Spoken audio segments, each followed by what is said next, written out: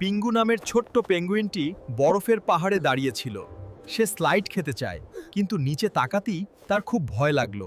পিঙ্গু ভাবলো, ইস, নিচটা কত গভীর, আমি যদি পড়ে গিয়ে ব্যথা পাই। না না, আমি পারবো না। ভয় পেও না বন্ধু।